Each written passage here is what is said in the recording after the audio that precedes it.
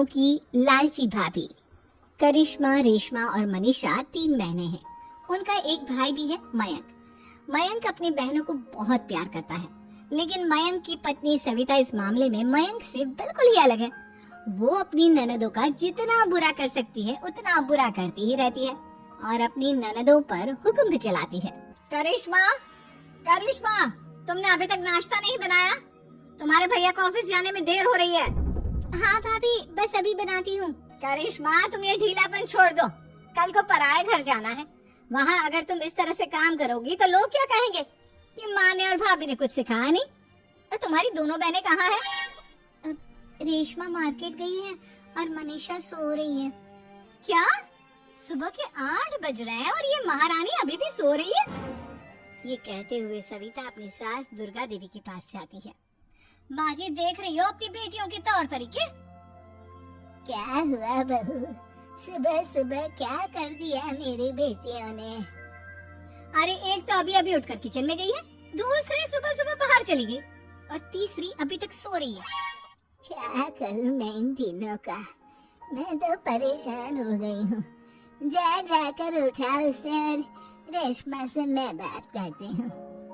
सविता सीधा मनीषा के कमरे में जाती है और उससे कहती है, महारानी जल्दी उठो, सूरज सर पर आ गया है। भाभी थोड़ी देर और सोने दो ना, मैं रात को लेट सोई थी। वो क्या ना यूनिट टेस्ट चल रहे हैं। शराफत से उठती है या नहीं, या फिर पानी की भरी बाल्टी डालूं तेरे ऊपर? नहीं भाभी, मुझे बिस्तर में नहीं लाना, उठती हूँ मैं। मनीषा जल्दी से उठकर बाथरूम में चली जाती है। सभी आराम से बैठकर नाश्ता कर रहे होते हैं कि तभी रेशमा बाजार से हाथ में सामान लिए आ जाती है। रेशमा को देखते ही सविता उस पर बरस पड़ती है।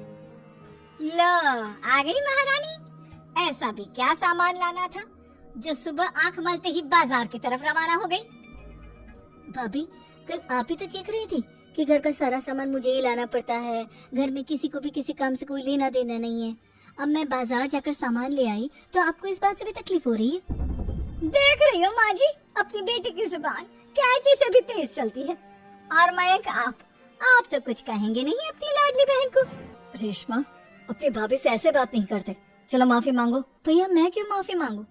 आप भाभी से बोलिए ना कि हम पर कम हुक्म चलाया करे। हम इस घर की बेटियां हैं और आपकी पत्नी की ननद है, नौकरानी नहीं। लो कर लो बात। इनकी भलाई के लिए कुछ भी बोलो तो इन्हें बुरा लग जाता है। इस घर में यही इज्जत है मेरी। देख लो माँ जी, आपकी बेटी किस लहजे में मुझसे बात कर रही है। सविता वहाँ से चली जाती है। मयंक को बहुत गुस्सा आता है, वो भी वहाँ से चला जाता है।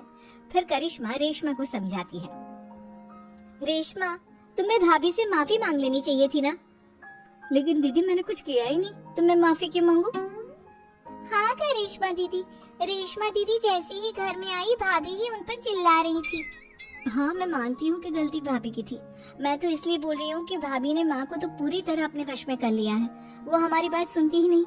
मयंक भैया हमारे लिए हमेशा खड़े रहते हैं, इसलिए उनकी बात का मान तो तुम्हें रखना चाहिए था ना। कोई फायदा नहीं दीदी, कुछ दिनों की बात और है, भाभी उन्हें भी हमारे खिलाफ भड़का देंगी।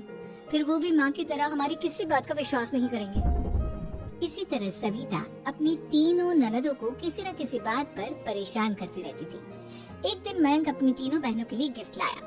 क्या रेशमा, ये तुम्हारे लिए हार का सेट। रेशमा, तुम्हारे लिए सुंदर सी ड्रेस। और मनीषा, तुम्हें किताबें पसंद है ना, तुम्हारे लिए किताबें लाया हूँ। थैंक यू भैया। थैंक यू भैया। थैंक यू भैया। करिश्मा, तुम्हारा नेकलेस कितना सुंदर है, ये भैया कहाँ से ले आए होंगे? मैंने भैया को 3 दिन पहले फोन पर ये डिजाइन दिखाया था और आज भैया ये ले आए। सविता तो अपनी ननदों की गिफ्ट्स देखकर जल गई और करिश्मा का नेकलेस तो उसे भी बहुत पसंद आया था। अपनी बहनों के लिए कितना अच्छा नेकलेस लेकर आए हैं, मुझे कभी कोई गिफ्ट नहीं दिया। मैं आज ही ये हार चुरा लूंगी। रात में सविता करिश्मा का हार चुरा लेती है और इसी तरह उसे अपनी ननदों की जो भी चीज अच्छी लगती वो उसे मांगती नहीं, बल्कि रात के अंधेरे में चुरा लेती। इसी तरह दिन बीतते गए और सविता ने मयंक के दिल में भी उसकी बहनों के लिए नफरत पैदा कर दी।